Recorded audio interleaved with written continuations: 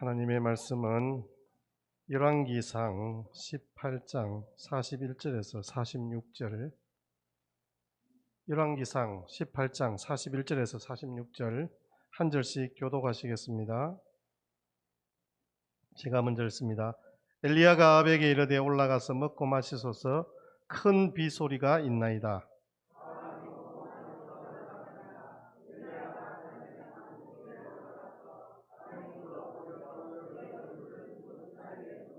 그의 사환에게 이르되 올라가 바다 쪽을 바라보라. 그가 올라가 바라보고 말하되 아무것도 없나이다.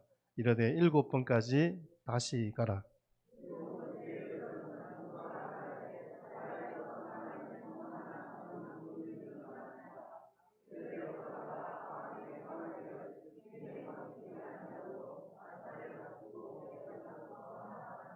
조금 후에 구름과 바람이 일어나서 하늘이 캄캄해지며 큰 비가 내리는지라. 아합이 마차를 타고 이스라엘로 가니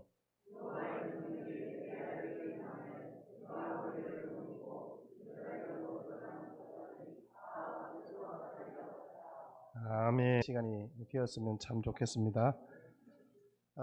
제가 생긴 것보다 스포츠를 참 좋아합니다.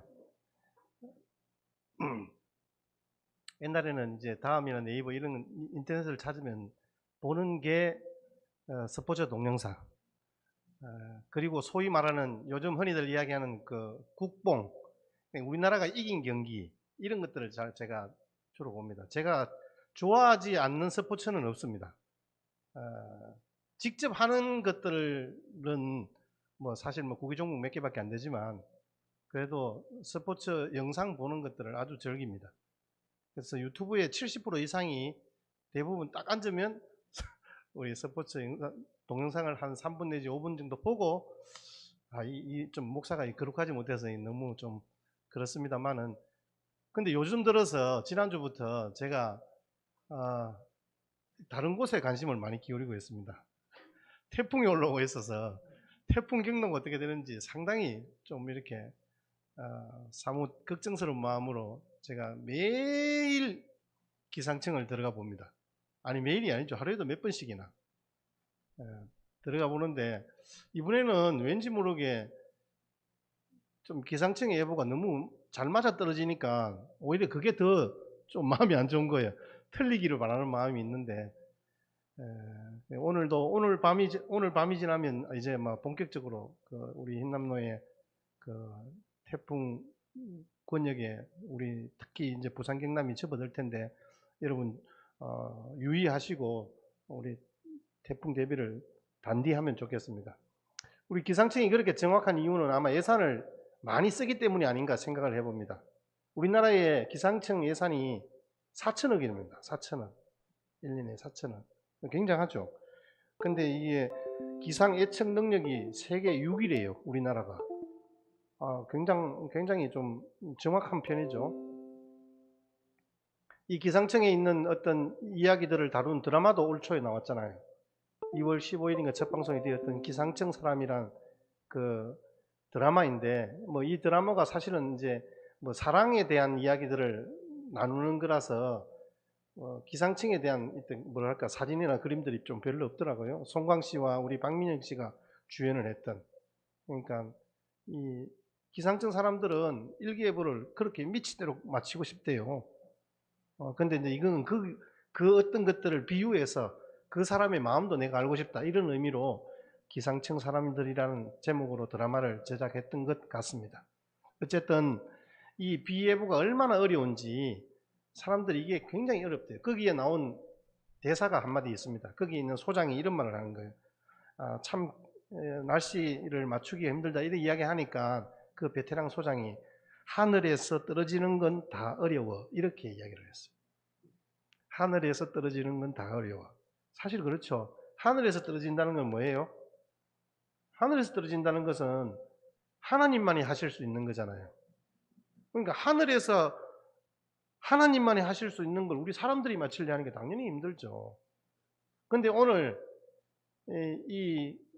한 기상청, 예산도 없고 인원도 2명밖에 되지 않는 그 갈멜산 기상청에서 정확한 일기예보를 통하여서 비를 내렸던 우리 그 현장 속으로 같이 한번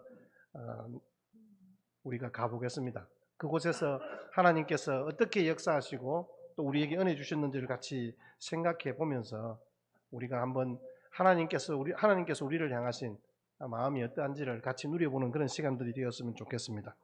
사실 전 세계적으로 여러 가지 어떤 그 기상 이변 때문에 몸살을 앓고 있습니다. 사실 가뭄이 들어서 땅이 쩍쩍 갈라지고 미국 네바다주에는 가뭄이 너무 심해서 뭐 이렇게 제목이 뭐냐면 벌써 시신 내구가 발견되었다 이렇게 나오는 거예요. 최악의 가뭄. 그 다음에 유럽에서는 500년 만에 가뭄이 있는 거예요. 여러분 모양이 저래요. 여러분 보시는 것처럼 땅이 완전히 다 갈라져 버렸어요. 그러한 상황이에요. 근데 지금 또 우리는 어때요? 이 동남아 지역에 지금 이 태풍으로 말미암아 사실은 제가 태어나기도 전에 있었던 사라원 그리고 우리가 경험했던 매미 여러분 이 최악의 태풍보다 더 심하대요 지금이. 어떤 방식으로 올지는 모르겠지만 어쨌든 이런 상황 속에서 우리 사람들은 좀 더 평안하고 안정적인 삶을 누렸으면 좋겠다는 생각을 하는데 그렇지 못하다는 거예요. 오늘 본문에도 보니까 3년 6개월 동안 비가 안 왔대요.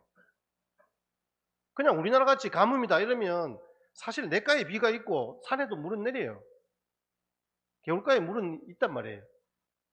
그런데도 불구하고 3년 6개월 동안 그 광야에서 비가 오지 않는다? 이렇게 된다면 모든 국민들이 다 굶어 죽을 수밖에 없는 그런 상황이었다는 거예요. 그런데 오늘 이 갈멜산에서 엘리야가 그 상황과 함께 하나님으로부터 들려주시는 일기예보, 자기가 관측한 거 아닙니다. 하나님께서 그렇게 해주시겠다는 약속의 말씀을 따라서 일기예보를 하고 있는 거예요. 바로 그것이 뭐냐면 하나님은 메마른 땅에 큰 빗소리를 듣게 하셨습니다. 오늘 41절 말씀입니다. 같이 한번 읽겠습니다. 41절 시작. 엘리야가 아합에게 이르되 올라가서 먹고 마시소서 큰 빗소리가 있나이다. 지금 엘리야가 일기예보를 하는데 누구에게 전달하느냐? 아합에게 전달하는 거예요. 아합에게 전달하면서 지금 큰 빗소리가 들립니다. 아합이 들을 때는 뭐 사실 말도 안 되는 이야기겠죠. 근데 엘리야는 분명히 하나님께서 주시는 말씀을 듣고 그렇게 전달하는 거예요. 여기에 큰 빗소리라는 뜻이 문자적으로는 비에 소동하는 소리입니다. 비에 소동하는 소리. 이 뭐냐면 구름 한 점 없는 맑은 날씨 속인데도 비에 떠들썩한 소리가 들린다는 거예요. 막 비가 막 쏟아붓는 소리가 들린다는 말씀이에요. 하나님께서 엘리야의 고막에 그 빗소리를 들리게 하셨는데 엘리야의 마음판 영감으로 감지되었던지 어쨌든 분명한 것은 선명하게 그런 빗소리가 크게 들렸다는 거죠. 아합 왕에게 이 엘리야가 들은 빗소리를 담대히 지금 전하는 거예요. 분명히 큰 빗소리를 들었습니다. 지금 이제 왕은 큰 비가 올 거니까 빨리 내려가십시오라는 거죠. 이 떠들썩한 빗소리의 성격은 뭐냐면 메마른 땅에 하나님께서 은혜의 비를 내려주신다는 약속의 말씀인 거예요. 여러분 내려주시는 큰 비, 하나님이 주셔야 받을 수 있는 은혜의 비, 그 반 죽게 된 그 땅의 사람들을 살리는 소망의 하나님의 소리였습니다. 그 백성들을 사랑하며 내가 너희들을 위하여 준비했다라고 외치는 하나님의 은혜의 빗소리였습니다. 땅은 메마르고 백성들의 마음도 전부 쩍쩍 갈라져 버렸습니다. 메마른 지옥 같았던 세월들입니다. 그때 들려온 큰 빗소리는 하나님께서 이 온 땅을 회복시키시겠다는 은혜의 빗소식이었습니다. 하나님께서 온 세상을 살리시겠다는 소망의 빗소식이었습니다. 엘리야가 그런 큰 은혜의 빗소리를 먼저 들었습니다. 아마 엘리야의 마음이 너무 감격했을 거예요. 드디어 약속하신 비가 오는구나. 좀 전에 하늘의 불의 응답으로 하나님께서 응답하셨고 이제는 그 큰 비 소리로 하나님께서 이 땅 가운데 모든 백성들이 함께 누려갈 풍요의 소식을 듣게 되는 거죠. 아마 그 이야기는 이제 백성들에게도 흘러갔을 거예요. 그들의 눈이 소망으로 반짝반짝 빛났을 거예요.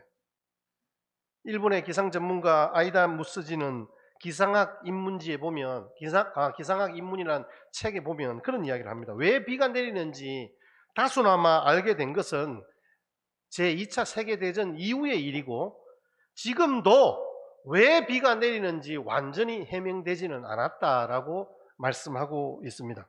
여러분, 과학이 최고조로 발달한 이 시대에 우리나라가 사막에서 인공비를 만들어서 거기에 초지를 이렇게 만들어서 사막에 막 제공하고 그렇게 했지 않습니까? 근데 메커니즘을 완전히 알지 못하는 거예요. 진짜 아무것도 없는 곳에서 비를 내리게 하지는 못한대요. 비 내릴 만한 구름들을 모아서 거기에 어떤 약품들을 섞으면 그 비가 조금 내리는 거예요. 비 한 방울이 말입니다. 아니, 구름 알갱이 100만 개가 모여서 비 한 방울이 된대요. 비 한 방울 내리려면 구름 알갱이가 100만 개가 모여야 된대요. 그러니까 비를 인공적으로 만드는 인공강우가 연구되고 있지만 없는 비를 만드는 게 아니에요. 비가 될성 싶은 구름에 화학물질을 뿌려서 되는 거예요. 그러니까 큰 비가 내린다? 이건 사람이 만들 수 없는 거예요. 하나님만이 하늘에서 내릴 수 있는 거예요. 과학시대인 지금도 그 비는 은혜의 비인데 지금 이 시대에 3년 반 동안 가뭄이 들었던 이 땅 가운데 그런 큰 비 소식이 들릴 때는 백성들의 마음이 어떻겠어요? 그런 흡족한 비는 하늘 위에서 내려 주셔야만 된다는 말씀입니다. 욥기 28장 26절 말씀에 비 내리는 법칙을 정하시고 비구름의 길과 우레의 법칙을 만드셨습니다. 누가? 하나님이 만드신 거예요. 오늘의 시대가 그럴진데 성경 시대에는 더더욱 하나님의 은혜였습니다. 내려주셔야 하는데, 열어주셔야 하는데, 열어주셔야 우리가 받을 수 있잖아요. 그 큰 은혜의 비를 내려주셨고 하늘 기상청에서 엘리야에게 고지해 준 내용들을 이 엘리야가 아방에 전달하고 백성들에게 전달이 되어진 거죠. 이것은 하나님께서 준비하셨다라고 말씀합니다. 시편 147편 8절 말씀에 같이 함께 읽겠습니다. 시작. 그가 구름으로 하늘을 덮으시며 땅을 위하여 비를 준비하시며 산에 풀이 자라게 하시며. 아멘. 땅을 위하여 하나님이 준비하신 것, 그게 바로 비입니다. 저는 이번 태풍이 가을이 오는 소리가 아닐까, 저는 그렇게 생각을 해봅니다. 사실 요즘 들어서 가을 태풍이 계속 좀 되고 있잖아요. 근데 이게 좀 너무 요란하게 오는 것 같아요. 아마 우리에게 부어주실 하나님의 은혜가 정말 요란스럽게 오지 않을까라는 그런 생각, 그런 기대도 해봅니다. 왜냐하면 어렵고 힘든 시대와 상황 속에서 하나님이 내려주시는 은혜가 정말 크거든요. 사무엘을 불렀던 하나님의 음성을 여러분 기억하십니까? 사무엘아, 사무엘아. 그 밤중에 새벽에 하나님께서 사무엘을 불렀던 그 음성은요, 은혜의 소리였어요. 사무엘상 3장 1절부터 3절 말씀 우리 같이 한번 보겠습니다. 아이 사무엘이 엘리 앞에서 여호와를 섬길 때 여호와의 말씀이 희귀하여 이상이 보이지 아니하더라. 하나님의 등불은 아직 끄지지 아니하였으며 사무엘은 하나님의 궤에 있는 여호와의 전안에 누웠더니 여호와께서 사무엘을 부르시는지라. 그가 대답하되 내가 여기 있나이다. 하나님이 부르셨어요. 사무엘아, 사무엘아. 이 소리는, 지금 이 음성은 사사시대를 끝내고 새로운 선지의 시대, 왕정시대를 열어가는 하나님의 은혜의 소리였어요. 이스라엘을 버리지 않으시고 다시 살리시겠다는 사랑의 음성이었어요. 사무엘을 통해서 무너진 이 땅을 다시 회복시키시겠다는 하나님의 약속의 말씀이었다는 말씀이에요. 은혜의 빗소리는 한 나라를 살리기도 하고 한 가정을 살리고 한 개인에게 희망을 갖게 합니다. 여러분, 이런 간증들이 많이 있잖아요. 저와 잘 아는 군대 대대장님이 있었는데 그분이 기독교인이었어요. 군생활할 때 그분이 사석에서 그런 이야기를 하는 거예요. 자기가 지금 이 시간 이렇게 지나갈 수 있는 것은 하나님께서 어릴 때 참 학업을 포기할 만큼 어려웠는데 그때 환경에 지배받지 말라는 하나님의 음성을 들었다는 거예요. 자기 인생의 터닝 포인트가 되었다는 거예요. 하나님의 음성. 환경에 지배받지 마라. 여러분, 청각적으로 우리에게 큰 비 소리가 들리고 지금 들려오는 기상청의 소리는 태풍 때문에 큰 위험이 감지되고 있는 것 사실입니다.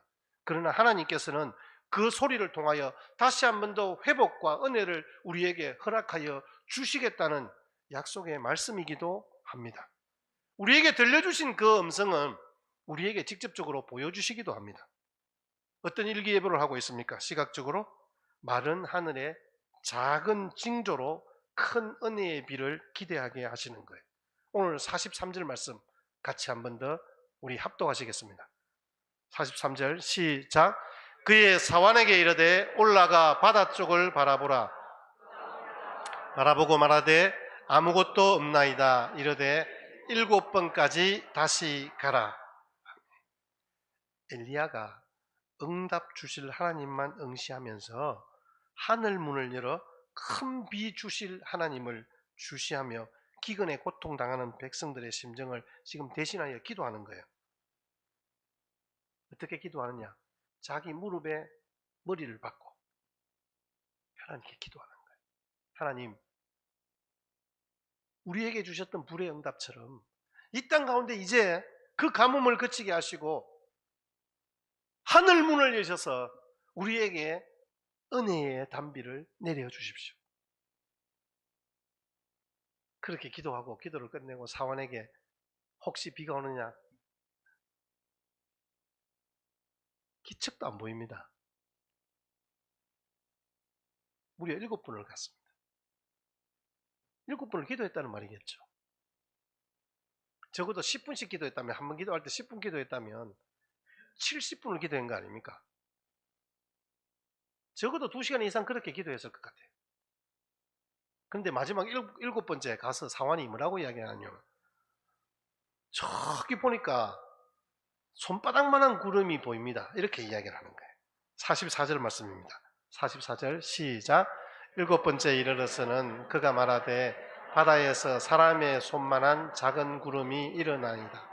이르되 올라가 아합에게 말하기를 비에 막히지 아니하도록 마차를 갖추고 내려가소서 하라 하니라. 아멘. 손바닥만한 구름을 보고 이 갈멜산 기상청의 기상청장인 엘리야가 아합에게 가서 이제 비가 올 거니까 가라는 거예요. 드디어 그 응답이 얼굴을 내밀기 시작합니다. 하나님께서 손바닥만한 구름을 선발대로 보내시는 거죠. 곧 큰 비, 본진을 따라서 보낼 것이니까 그렇게 내려가라는 거예요. 갑작스런 큰 비로 우왕좌왕하지 않게 작은 징조를 미리 주셔서 준비하게 하시는 거예요. 큰 비를 내리기 전에 작은 전조를 주셔서 소망하게 하는 것이 하나님의 방식이에요. 여러분, 손바닥만한 징조를 주신 하나님의 역사가 많이 있잖아요. 그게 뭐냐 하면 특별히 에덴 동산에서 범죄했을 때 하나님께서 아담과 하와에게 가죽옷을 지어 입히셨잖아요. 창세기 3장 21절 말씀에 보니 아담과 그의 아내를 위하여 가죽옷을 지어 입히셨다. 이 가죽옷을 지어 입히셨다는 말씀은 무슨 말씀이에요?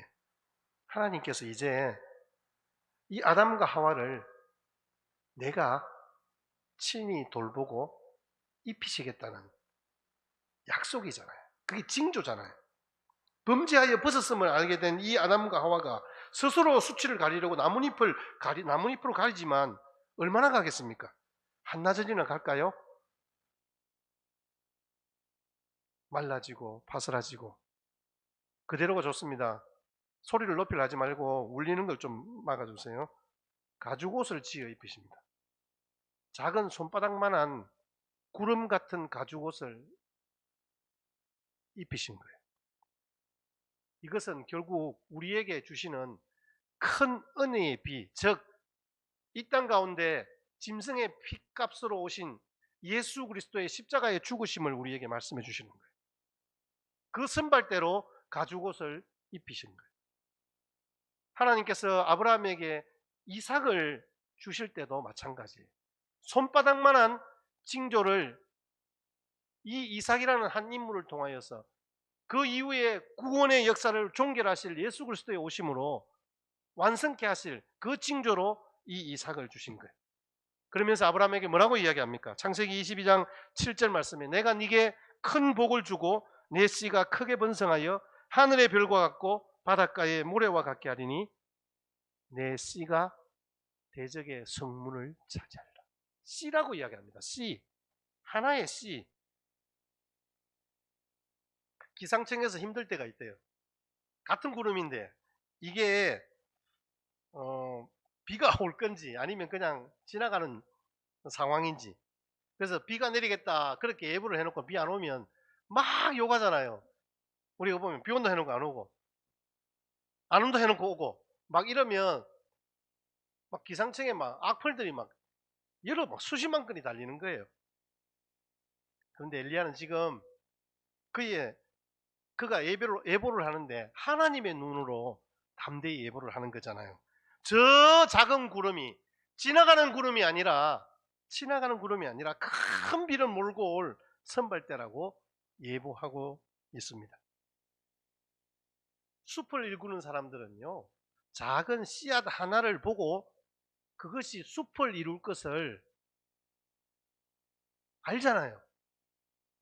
이 작은 씨 하나가 숲을 이룰 것을 안다는 거예요. 엘리야가 작은 구름 씨앗을 통해서 온 하늘을 뒤덮을 구름을 기대하고 상상 속에 그려보는 것이 아니라 그것이 확실하다는 것을 이 아합에게 전달하고 있는 거예요. 백성들에게 전달하고 있는 거예요. 예수님께서 작은 오병이어 그 꼬마가 가져온 도시락 하나를 가지고 하나님의 손에 올려놓아서 5,000명을 먹이실 그런 기적의 역사의 도구가 되게 하셨듯 그 엘리야는 손바닥만한 구름을 하나님의 손바닥 위에 올려놓고 온 세상을 덮을 비구름을 기도하며 기대했을 것 같습니다. 여러분, 자연의 모든 법칙은요, 씨앗 하나, 열매 하나에 달려 있습니다. 아마 이것을 장석주 시인이라는 분이 대추 하나리라는 시를 지었는데요. 한번 누가 시를 잘 읽을지 모르겠지만 다 같이 한번 읽어보겠습니다. 여러분, 적어도 시낭독을 하실 때는 조금 마음을 좀 이렇게 정갈하게 가지고 그렇게 같이 읽으셔야 됩니다. 같이 한번 읽어보겠습니다. 제목이 대추 하나리입니다. 시작. 저게 절로 붉어질 리는 없다.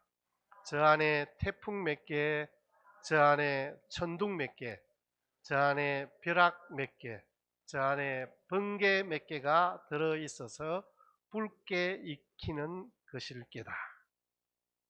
대추 하나에 농축된 많은 것을 이 시인이 본 거예요. 엘리야도 그 손바닥만한 구름 하나에 농축된 하나님의 마음을 본 거예요. 이 백성들을 사랑하는 마음을 본 거예요. 그 은혜의 큰 비 소리를 들려주실 하나님을 본 거예요. 그 구름 하나에 그 온 땅에 내릴 농축된 큰 비를 보게 됐던 거예요. 폭우를 보았고 번개를 보았고 무엇보다도 창조주 하나님을 엘리야는 보았던 거예요. 여러분, 그런 큰 비를 통해서 우리에게 구체적으로 주시고자 하는 것은 무엇일까요?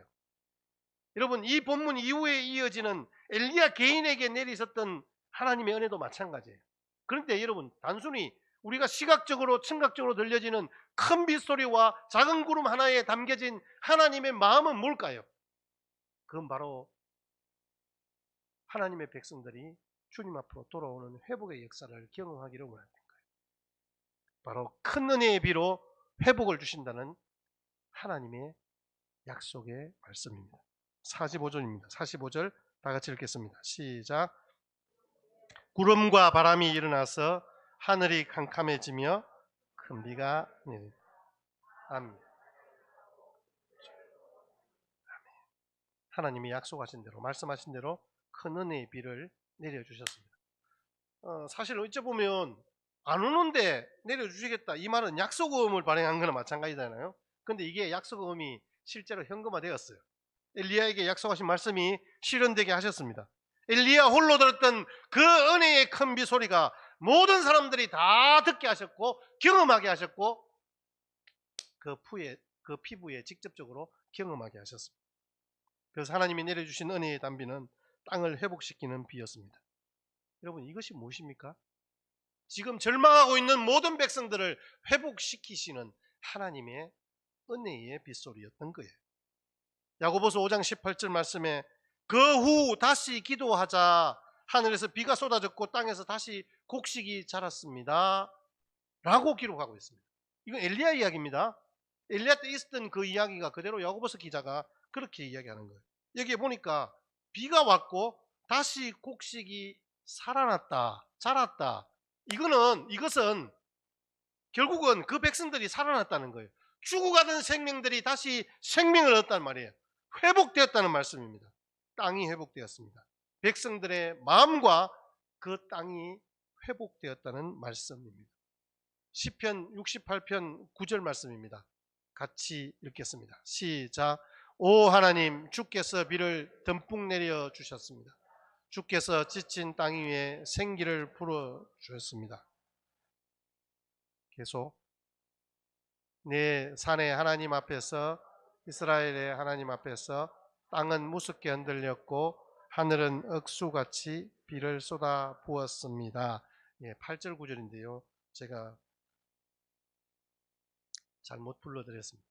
하나님께서 뭐라고 이야기합니까? 심어놓은 야채가 여름 땡볕에 이게 죽어가고 있는데 비가 내리니까 다시 살아나는 거예요. 백성들이 큰 비가 내리자 곳곳에서 이제 살았다를 연발하면서 그들이 다시 그 삶을 이어가는 거예요. 서로 얼싸안고 기뻐하고 감격했다는 말씀이에요. 내리는 큰 비에 감격하고 감사하고 눈물 짓는. 그래서 그 북받쳐 오는 감동이 하나님이 주신 은혜들을 같이 함께 누려가는 거예요. 여러분, 지금 이 땅 가운데 저와 여러분들을 향한 하나님의 마음이 어떨까요? 아까 여러분 그림에도 보셨듯이 메말라버린, 갈라져버린 땅처럼 우리의 마음도 그런 메마른 땅이지 않겠습니까? 하나님이 주시는 그 은혜의 담비에 하나님께서 눈물을 섞어 우리에게 부어주시지 않았겠습니까? 짙은 먹구름 뒤에 누가 볼세라 기쁨의 얼굴을 숨기 있었을 것이라고 생각합니다. 천둥소리에 하나님의 큰 웃음을 담아서 보내셨을 것이라고 봅니다. 여러분, 번쩍번쩍 번개를 보내셔서 하나님께서 내 마음이 이렇게 기쁘다라고 우리에게 말씀해 주시는 거예요. 내가 살아있고 너를 지켜보고 있고 너희를 통하여서 기쁨을 얻는다는 거죠. 사람들이 말씀의 담비에 다시 회복되는 거죠. 은혜의 담비에 사람들이 다시 회복되는 은혜의 역사가 있는 거예요. 성령의 담비로 통하여서 사람들이 다시 회복되는 그런 놀라운 기적의 역사와 회복의 역사들을 경험하게 되기를 원하는 것이 아버지의 마음인 거예요. 여러분, 우리는 태풍 때문에 걱정하고 있습니다.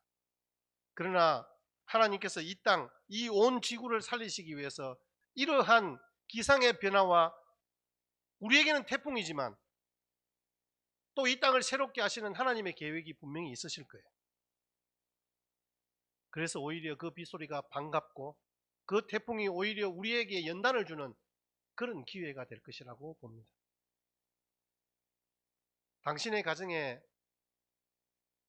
폭풍이 몰아칠 때라는 책이 있습니다. 그 남편이 의사인데요. 집안에 자녀들 4명이 있는데 4명이 다 사실은 희귀병이에요. 사업에 실패하고 그러함에도 불구하고 그 가정에 하나님을 붙잡고 살아가는 그 어떤 간증을 담은 그 이야기가 그 책에 기록되어 있는데 거기에 나오는 아주 감명 깊은 좀 이렇게 문장이 있어서 제가 한번 옮겨봤습니다. 모든 결혼은 찬란한 햇빛을 받으며 시작한다. 그리고 반드시 폭풍을 통과한다. 여러분, 우리 가운데 폭풍이 올 때, 태풍이 몰아칠 때 사람마다 모두 다 반응이 다릅니다. 똑같은 영향을 받지는 않습니다. 시련이 우리에게 남기는 흔적은 우리의 반응에 따라서 달라지는 거잖아요. 여러분, 이 땅 가운데서 하나님께서 부어주시는 은혜의 담비 소식은 우리 각자에게 우리가 어떻게 그것에 반응하느냐에 따라 달라진다는 말씀입니다. 큰 은혜의 비를 우리가 엘리야처럼 사모하며 그가 겸손히 주님 앞에 무릎 꿇어 그 나라와 민족을 위해 백성들을 위해 중보하며 기도할 때 하나님께서 작은 구름을 통하여 징조로 보여주시고 약속하신 것들을 실현해 보이셨듯이 저와 여러분들의 삶의 모습을 통하여서 이 땅 가운데 하나님 나라가 공고히 이루어지며 부흥되는 은혜의 역사가 있게 될 줄 믿습니다. 여러분 우리가 어떻게 해야 될까요? 42절 말씀입니다. 42절 시작. 엘리야가 갈멜산 꼭대기에 올라가서 땅에 꿇어 엎드려 그의 얼굴을 무릎 사이에 넣고,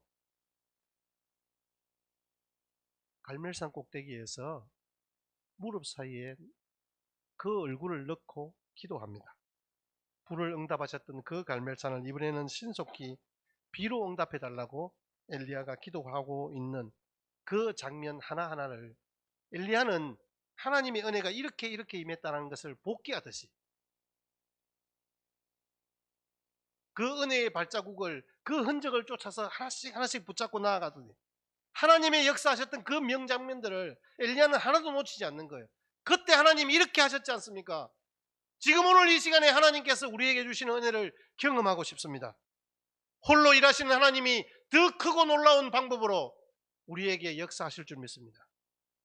그렇게 하나님 앞에 간구하며 기도하는, 비를 주셔야 이 땅이 살지 않습니까? 약속하신 비를 주셔야 백성들이 살아납니다. 이게 바로 엘리야의 마음이었을 것 같아요. 이건 결국 이 땅을 향하신 우리의 마음, 하나님의 마음을 우리가 동일하게 품어야 하지 않겠습니까? 아마 이런 엘리야의 마음이 있다면 우리는 누가 시키지 않아도 주님 앞에 나와 기도하지 않겠습니까? 비를 주셔야 내가 살 수 있습니다. 은혜의 단비를 주셔야 내 가정이 살 수 있습니다. 성령의 단비를 부어주셔야 우리 교회가 살 수 있습니다. 이게 바로 우리의 기도의 제목입니다. 여러분, 우리는 수많은 사건, 사고, 또 우리가 당하는 여러 가지 어려움, 상황들을 놓고 기도합니다. 사실 우리 교회도 무슨 어떤 지금 행사나 우리 직원 선거나 이런 것들 때문에 같이 함께 기도하고 있는 것이 사실입니다. 하지만 우리에게 그렇게 기도할 제목을 주시는 것은 우리로 하나님의 은혜를 경험하게 하시는 거예요. 여러분, 독일에 가면 그 엘베 강에 1614년부터 거기에 돌에 새긴 글씨가 있어요. 그게 뭐냐면 흥거스톤이에요. 그 돌 이름이 흥거스톤이에요. 거기 보면 여러분 사진 보시듯이 막 있잖아요. 1614년, 1890년, 1874년, 1904년. 저게 뭘까요? 저 강이, 저 바위가 드러날 정도로 가물었단 말이에요. 근데 저런 가뭄이 되면 어떻게 될까요? 이건 헝거스톤이에요. 배고픔의 돌이에요. 가뭄이 심하면요, 온 백성들이 굶을 수밖에 없는 거예요. 굶주릴 수밖에 없는 거예요. 거기에 이런 글귀가 적혀 있습니다. 내가 보이면 울어라. 내가 보이면 울어라. 위기라는 거잖아요. 헝거스톤이 보이면 비상이라는 거예요. 우리에게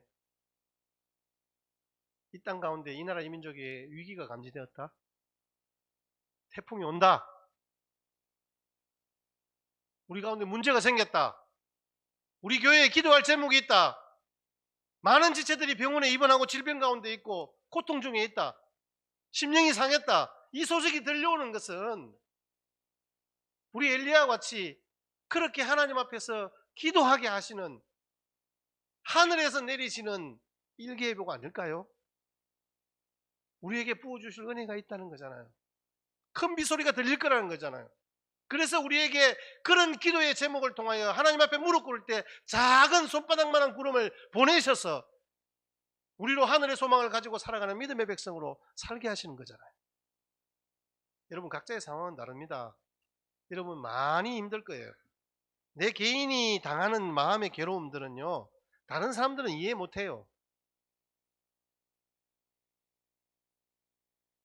솔직히 다른 사람들이 나를 옆에서 욕하고 있는 것 같이 보이기도 하고, 나를 무시하고 나를 힘들게 해요.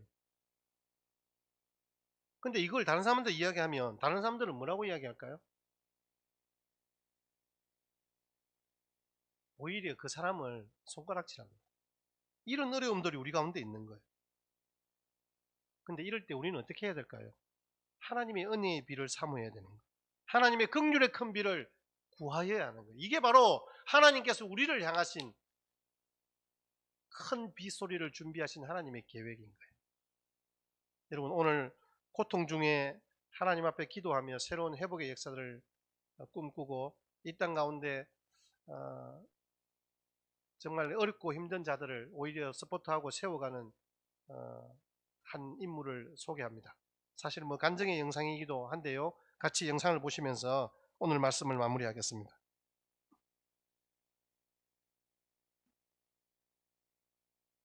준비 안 됐습니까? 우리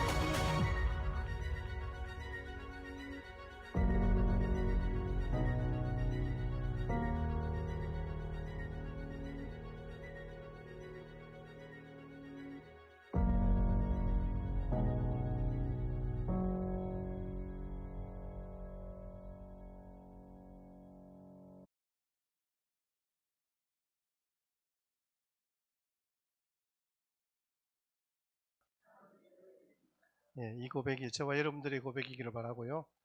저는 가뭄으로 메마른 땅이나 태풍이 몰려오고 홍수가 몰려온다 할지라도 그 가운데서 하나님의 도우심을 의지하는 그 마음이나 사실은 같은 맥락이라고 봅니다.